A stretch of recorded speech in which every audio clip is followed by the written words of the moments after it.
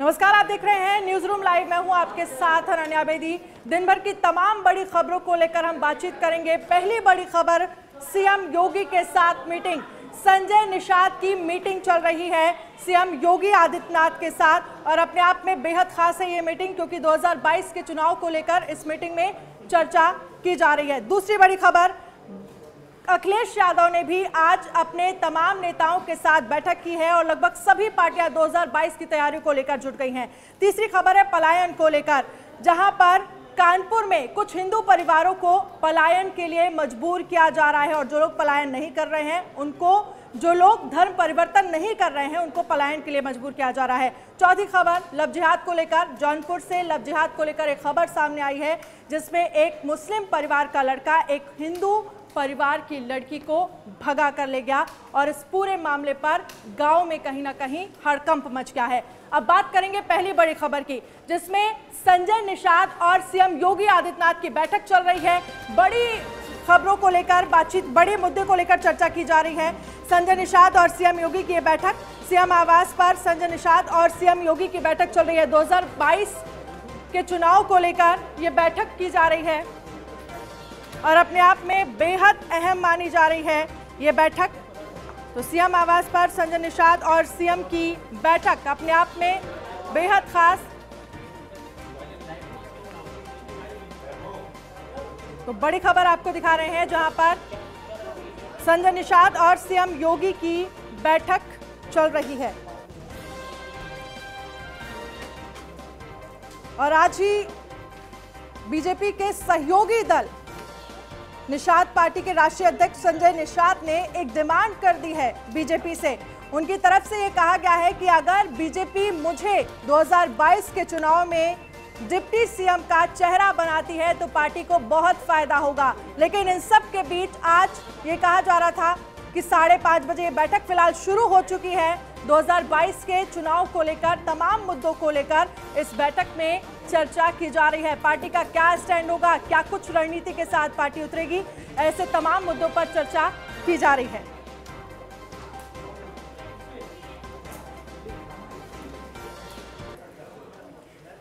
और नीलेश चौहान हमारे संवाददाता इस खबर पर ज्यादा जानकारी के लिए लाइव जुड़ गए हैं। नीलेश, क्या कुछ जानकारी मिल रही है? बैठक फिलहाल जारी है, अपडेट क्या है आपके पास? लेकिन चुनाव से ठीक पहले उत्तर प्रदेश में जो सियासी दलों का सियासत का पारा है वो दिन पर दिन बढ़ता जा रहा है। हम अगर समाजवादी पार्टी की बात करें, भारतीय जनता पार्टी की बात करें, तो लगातार दोनों ही पार्टियां रणनीति तैयार करने में जुट गई है कि कैसे हम उत्तर प्रदेश में 2022 के विधानसभा चुनाव को फतेह करेंगे। वहीं आज निषाद समाज के राष्ट्रीय अध्यक्ष संजय निषाद ने एक मांग कर दी है उत्तर प्रदेश सरकार से कि उत्तर प्रदेश सरकार निषाद समाज के एक व्यक्ति को उप मुख्यमंत्री बनाए। उसके बाद में ही उत्तर प्रदेश में 2022 में जो चुनाव होने हैं वो कहीं ना कहीं भारतीय जनता पार्टी जीतकर सत्ता में आ सकती है। तो फिलहाल लगातार ये बैठक का दौर मुख्यमंत्री के साथ संजय निषाद का चल रहा है। क्या कुछ चर्चा होती है वो बैठक के बाद क्लियर होगा। फिलहाल ये कहा जा सकता है कि संजय निषाद का इस समय ये बयान आना अपने आप में एक सियासत को ऊंची उड़ान देना है। कहीं ये कहा जा सकता है कि पूर्वांचल के अधिकांश जिले, चाहे हम देवरिया की बात करें और चौरी चौरा विधानसभा क्षेत्र की बात करें, गोरखपुर की बात करें, तमाम जगहों पर भारी संख्या में जनाधार निषाद समाज के लोगों का है, मछुआरों का है। तो कहीं ना कहीं उन लोगों को जोड़ने का प्रयास भारतीय जनता पार्टी भी लगातार कर रही है और निषाद समाज भी लगातार उन लोगों को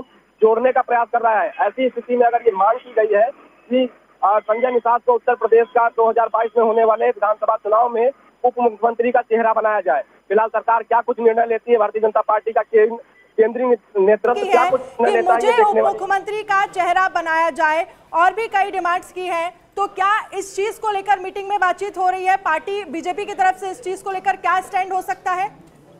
देखिए, बिल्कुल भारतीय जनता पार्टी लगातार निषाद समाज के लिए तमाम योजनाएं चला रही है। चाहे वो नदी के किनारे उनके उत्थान के लिए तमाम जो योजनाएं निरंतर चलाई जा रही हैं उन पर चर्चा करने की बात हो, या निषाद समाज को सबका साथ, सबका विकास और सबका विश्वास के तर्ज पर उनको उनका सम्मान देने की बात हो। लगातार उत्तर प्रदेश के मुख्यमंत्री योगी आदित्यनाथ की अगर हम बात करें तो वो भी इन समाज के लोगों से निरंतर मिलते हैं, उनके सम्मान के लिए, उनके उत्थान के लिए तमाम योजनाएं उत्तर प्रदेश में चला रहे हैं। वहीं अगर हम प्रधानमंत्री नरेंद्र मोदी की बात करें तो नरेंद्र मोदी ने भी जब उत्तर प्रदेश में अपना दौरा किया था उस दौरान देखा गया था तमाम मछुआरों से उन्होंने खुद मुलाकात की थी। उन्होंने कहा था कि भगवान राम की नैया पार लगाने वाले मछुआरे हैं। उत्तर प्रदेश में सरकार की नैया पार लगाने में इनकी अहम भूमिका रहेगी। तो ऐसे में सवाल उठता है कि अब संजय निषाद की जब मुलाकात उत्तर प्रदेश के मुख्यमंत्री योगी आदित्यनाथ से हो रही है तो उनसे क्या कुछ चर्चा होती है, संजय निषाद क्लियर करेंगे। फिलहाल ये जो बड़ी मांग रखी गई है संजय निषाद की तरफ से कि 2022 में उनको उत्तर प्रदेश का उप मुख्यमंत्री का चेहरा बनाया जाए। देखने वाली बात यह होगी कि चर्चा के बाद क्या कुछ निकलकर सामने आता है। फिलहाल अगर हम भारतीय जनता पार्टी की बात करें तो इतना बड़ा निर्णय अगर लिया जाता है उत्तर प्रदेश में तो उससे केंद्रीय नेतृत्व का बहुत बड़ा योगदान रहता है। BL संतोष लगातार उत्तर प्रदेश में 3 दिनों तक उन्होंने अपना दौरा किया है और 1 माह के अंदर दूसरा बड़ा और अहम दौरा उनका रहा है। ऐसे में अगर ये मांग उठी है तो कहीं ना कहीं केंद्र का जो मंत्रिमंडल है या चलिए ठीक है नीलेश इस खबर पर आप लगातार नजर बनाए रखिए। बहुत बहुत शुक्रिया तमाम जानकारी के लिए। और इन सब के बीच 2022 के विधानसभा चुनाव को लेकर लगभग सभी पार्टियां तैयारियों में जुट गई हैं, लेकिन बीजेपी के सहयोगी दल निषाद पार्टी के राष्ट्रीय अध्यक्ष संजय निषाद ने बीजेपी से एक बड़ी डिमांड कर दी है। डिमांड क्या है?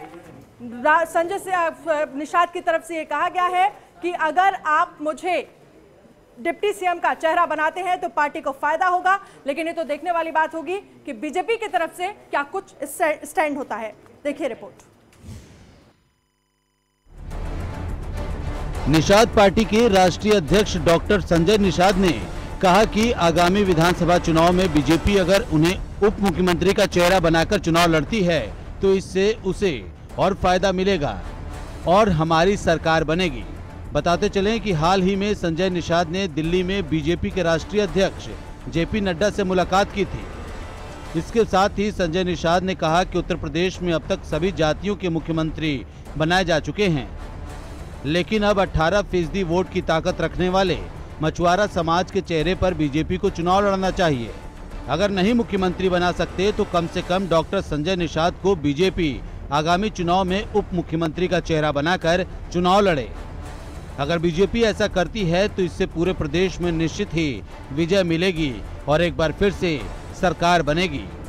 तो मैंने तो बोल दिया ना कि हम तो आपके साथ अंतिम तक रहेंगे, चाहे ढकेल दो अपने दरबार। आपके आदमी आपके साथ नहीं रहेंगे तो आप किस बात के नेता? मैं यही तो पूछ रहा हूँ आपसे, सीधा जवाब दीजिए। मैंने उनसे बताया मेरे समाज के लोग तो है ही नहीं, त्रिस्तरीय चुनाव में रहते तो आज भारतीय जनता पार्टी रहती। अगर 2022 में जीतना है तो निषादों को दुख देकर सुख नहीं प्राप्त कर सकते हैं। हमारे लोगों ने तो एक निर्णय लिया कि भारतीय जनता पार्टी मित्र है, आप जाकर सलाह दे दो कि डॉक्टर संजय उप मुख्यमंत्री के चेहरे पर लड़ ले अभी 2022 चुनाव। आपको बता दें कि गंगा के किनारे वाले पूर्वी उत्तर प्रदेश के इलाके में निषाद समुदाय की अच्छी खासी आबादी है और वर्ष 2016 में गठित निषाद पार्टी का खासकर निषाद, केवट, मल्लाह, बेलदार और बिंद बिरादरियों में अच्छा असर माना जाता है। इसके साथ ही पूर्वांचल के 16 जिलों में निषाद समुदाय के वोट जीत हार में बड़ी भूमिका अदा कर सकते हैं और यही वजह है कि संजय निषाद ने अब मछुआरे समुदाय के लिए आरक्षण की भी मांग कर दी है। भारतीय जनता पार्टी मिल के आए दिल्ली, लखनऊ में, मध्य दिल्ली में शीर्ष नेतृत्व को भाई जो वादा है उनका जो पूरा क्या वादा है? आरक्षण जो देना था इनके, जो एक कुछ साधारण है कि इनका नाम पिछड़ी निकालना था और एक लेटर भेजना था मझवार, केवट, मल्लाह की प्रायवाची जाते, क्योंकि ऑलरेडी राष्ट्रपति ने लिख रखा है कोई। उन्होंने देखो उन्होंने कुछ ऐसा वादा नहीं किया। उन्होंने वादा किया था कि आपका आरक्षण देंगे, आपको दिल्ली और उत्तर प्रदेश में एक पावर देंगे जो अपने समाज के दर्द को दूर करो। संजय निषाद ने दावा करते हुए कहा कि प्रदेश की 100 से ज्यादा विधानसभा सीटों पर निषाद वोट जिताने या हराने का मादा रखता है और शायद यही वजह है कि अब निषाद पार्टी ने बीजेपी के सामने इतनी बड़ी डिमांड रख दी है। Bureau report, news 1 India. और विधानसभा चुनाव को लेकर सपा की बैठक फिलहाल खत्म हो गई है। सपा के राष्ट्रीय अध्यक्ष अखिलेश यादव के नेतृत्व में यह बैठक हुई। तमाम मुद्दों को लेकर चर्चा की गई। 2022 के चुनाव को लेकर पार्टी का क्या स्टैंड होगा, ऐसे तमाम मुद्दों को लेकर चर्चा की गई है। सपा अध्यक्ष अखिलेश यादव के नेतृत्व में बैठक खत्म हो गई है। सपा अध्यक्ष अखिलेश यादव के नेतृत्व में यह बैठक हुई।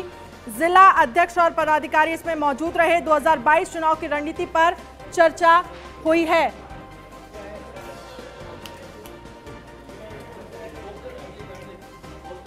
तो 2022 के चुनाव को लेकर हम देख रहे हैं लगातार किस तरह से उत्तर प्रदेश में बैठकों का दौर जारी है। सबसे पहले बीजेपी की तरफ से लगातार बैठकें हो रही हैं, हम देख रहे हैं शुरुआती दौर से ही, और उसके बाद कल कांग्रेस की तरफ से भी बैठक की गई। कांग्रेस अध्यक्ष अजय कुमार लल्लू ने बैठक की अपने पूर्व विधायकों के साथ, और आज सपा के राष्ट्रीय अध्यक्ष अखिलेश यादव ने बैठक की जिसमें उन्होंने तमाम मुद्दों को लेकर चर्चा की।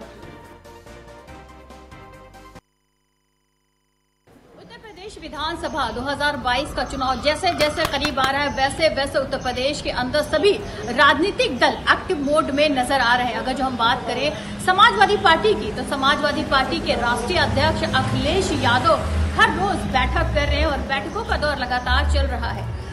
जिले के सभी जिला अध्यक्ष और कार्यकर्ताओं से मुलाकात करके जो जमीनी सच्चाई है या कहें कि जो जमीनी मुद्दे हैं उनको लेकर डिस्कस कर रहे हैं, साथ ही रणनीति तैयार कर रहे हैं कि आखिर किन मुद्दों के साथ जनता के बीच जाना होगा। इसके साथ ही अखिलेश यादव ये भी दावा करते हुए नजर आ रहे हैं कि 2022 का जो चुनाव है वो समाजवादी पार्टी के पक्ष में होगा और 2022 में पूर्ण बहुमत के साथ यानी कि 300 से ज्यादा सीट लाकर उत्तर प्रदेश के अंदर अपनी सरकार बनाएंगे। तो एक और जहां पर सपा ने बैठक की अपने तमाम पदाधिकारियों के साथ और वहीं दूसरी तरफ कांग्रेस और बीजेपी भी लगातार चुनावी तैयारियों में जुटी है। 2022 की चुनावी तैयारियों को लेकर लगातार बैठकें हो रही हैं। तो बीजेपी के संगठन महामंत्री बी एल संतोष ने हाल ही में लखनऊ के 2 दिन के दौरे पर चुनावी रणनीति तैयार की, तो वहीं कांग्रेस के प्रदेश अध्यक्ष अजय कुमार लल्लू ने भी पार्टी पदाधिकारियों और पूर्व विधायकों के साथ कल बैठक की थी और आगामी विधानसभा चुनाव को लेकर चर्चा की थी कि पार्टी का क्या कुछ स्टैंड रहेगा। तो 3 तस्वीरें हम आपको दिखा रहे हैं कि किस तरह से अब लगभग सभी पार्टियां एक्टिव मोड में नजर आ रही हैं। पहली तस्वीर सपा, दूसरी बीजेपी, तीसरी कांग्रेस और लगभग इन तीनों दिन में लगातार बैठकों का दौर जारी है।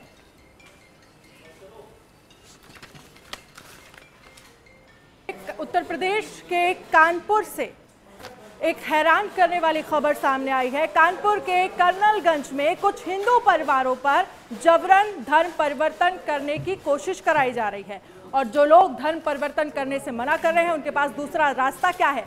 पलायन का। क्या है पूरा मामला, इस रिपोर्ट में आपको दिखाएंगे। कानपुर के कर्नलगंज थाना इलाके में जबरन धर्म परिवर्तन और कैराना की तरह पलायन कराने की नापाक कोशिशों का पर्दाफाश हुआ है। दरअसल कानपुर के कर्नलगंज थाना क्षेत्र अंतर्गत शनिवार रात हुई किशोरी से छेड़छाड़ और उसके घर पर हमला करने के मामले में पुलिस ने मुख्य आरोपी और उसके एक साथी को तो गिरफ्तार कर लिया है, लेकिन मामले में अभी भी कई आरोपी फरार हैं।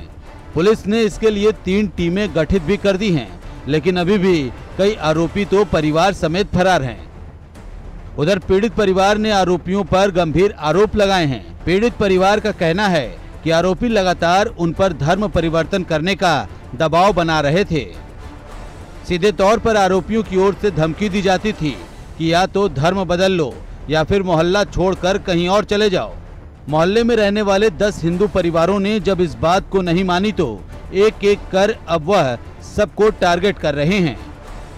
पहले भी लोग बोल चुके थे घर पलायन कर दो, धर्म परिवर्तन कर लो, या तो ये छेड़छाड़ इन लोग करते थे तो हम मना करते थे, तो इन लोग लड़ाई करके उसको ढूंढते थे लड़ाई करने का। तो फिर उसके बाद यहाँ पे उस दिन भी छेड़छाड़ कर रहे थे, तो यहाँ पर हम बैठे थे, हमने मना किया तो इन लोगों ने हमारे पर हाथापाई करी। वहीं पुलिस कमिश्नर असीम अरुण ने हालात की गंभीरता को देखते हुए घर के बाहर पुलिस कर्मियों को तैनात कर दिया है। वहीं हिंदूवादी संगठन के लोगों का कहना है कि वह किसी भी दबाव में हिंदुओं को पलायन नहीं करने देंगे। शनिवार की रात को एक घटना हुई थी कर्नलगंज में, जिसमें कि 2 पक्षों में मारपीट हुई। जो एफआईआर लिखी गई और जो जांच हुई उसमें पाया गया कि एक लड़की है, बच्ची है, उसके साथ छेड़खानी हुई और उसके बाद ये मारपीट हुई। अलग अलग वर्जन आए, किंतु सीसीटीवी कैमरे, मोबाइल फ़ोन की इमेजेस से पूरी तरीके से चीज़ें स्पष्ट हुई और इनमें से किसी को भी बख्शा नहीं जाएगा। सख्त कार्रवाई की जाएगी, इतनी सख्त कार्रवाई की जाएगी जिससे कि भविष्य में इस इलाके में कोई भी इस तरह की बदतमीजी, अपराध करने का ना सोचे। कानपुर से न्यूज़ 1 इंडिया के लिए रमन गुप्ता की रिपोर्ट। उत्तर प्रदेश में धर्मांतरण के लगातार मामले सामने आ रहे हैं। नोएडा, लखनऊ के बाद अब कानपुर में भी धर्मांतरण से जुड़े कई अहम मामले सामने आए हैं।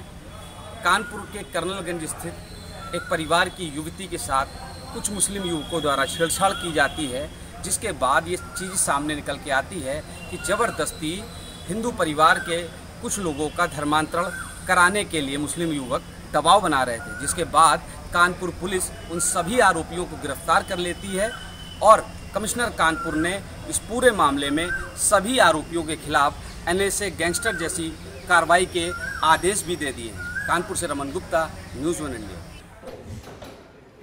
और अब खबर है उत्तर प्रदेश के जौनपुर से। जौनपुर में लव जिहाद का मामला सामने आया है, जहां पर जौनपुर में ही एक मुस्लिम परिवार के लड़के पर दलित परिवार की लड़की को प्रेम जाल में फंसाकर भगा ले जाने का आरोप लगा है। बताया जा रहा है कि पीड़ित लड़की की शादी 22 जून यानी आज होनी थी। उसके घर बारात आनी थी, लेकिन इससे 3 दिन पहले बीते रविवार को आस मोहम्मद का बेटा सलाउद्दीन उसे भगा ले गया। घर वालों ने अपनी बेटी की काफ़ी खोजबीन की तो पता चला कि गांव के ही एक बस्ती का रहने वाला लड़का सलाउद्दीन भी गायब है। इसके बाद लड़की के पिता ने आस मोहम्मद से उसके बेटे के लापता होने के बारे में पूछा तो उसे धमकी दी गई, अगर मेरे बेटे का नाम लोगे तो ठीक नहीं होगा। ये धमकी लड़के के पिता की तरफ से दी गई। लड़की के परिजनों ने उसका धर्म परिवर्तन कराकर जबरन शादी करवाने की आशंका भी जताई है। इस घटना के बाद गांव में तनाव का माहौल है। वहीं पुलिस ने केस दर्ज कर लिया है और दोनों की तलाश में जुट गई है।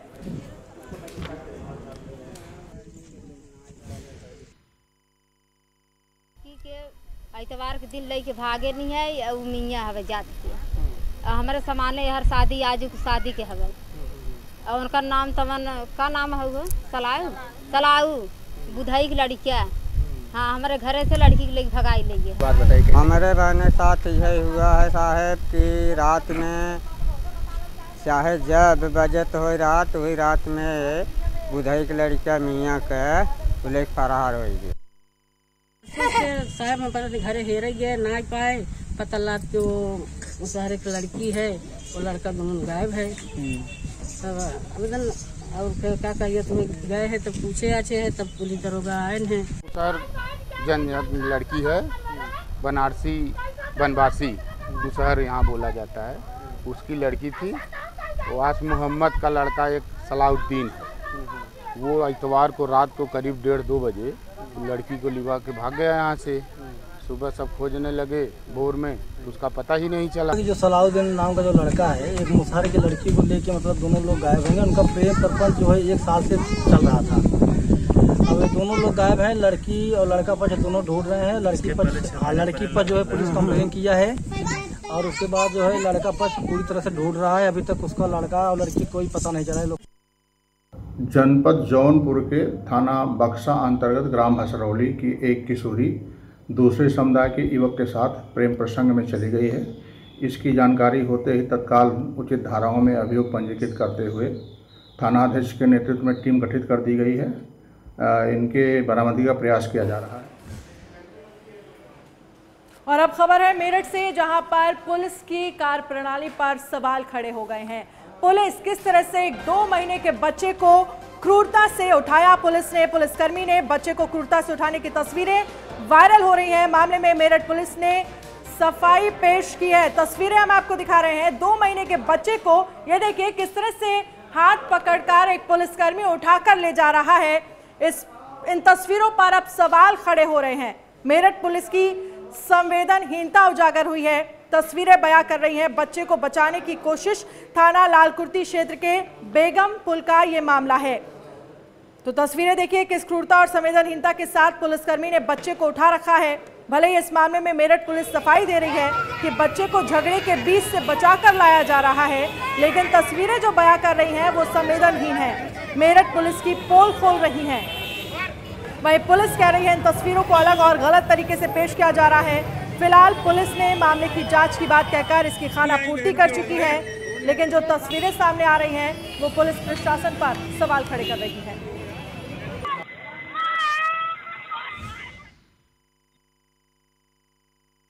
देखिए, ये मैंने भी फोटो दिखाया, आपने मुझको दिखाया भी अभी, और ये सही बात है कि वायरल हो रहा है। पुलिसकर्मी के द्वारा एक बच्चे को उठाया गया है। मैं आपको इसको पूरा घटनाक्रम बताऊंगा।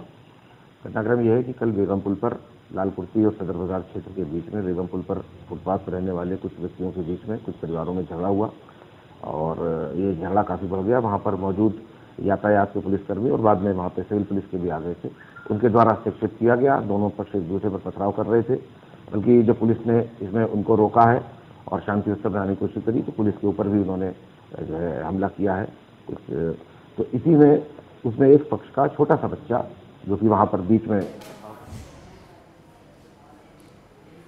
और वहीं उत्तर प्रदेश के डिप्टी सीएम केशव प्रसाद मौर्य ने जनता दर्शन लगाया, जहां पर उन्होंने अपने कैंप कार्यालय में जनता की तमाम समस्याएं सुनी। मौके पर अधिकारियों को समस्याओं के निस्तारण के निर्देश भी दिए गए। मामले में डिप्टी सीएम ने उच्च अधिकारियों से बातचीत की।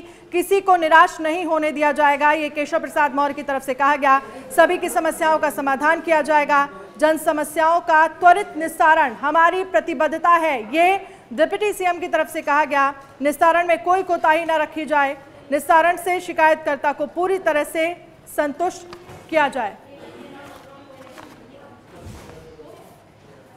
तो न्यूज़ रूम लाइव की तमाम बड़ी खबरों में फिलहाल इतना ही। आप बने रहिए न्यूज़ वन इंडिया के साथ। नमस्कार।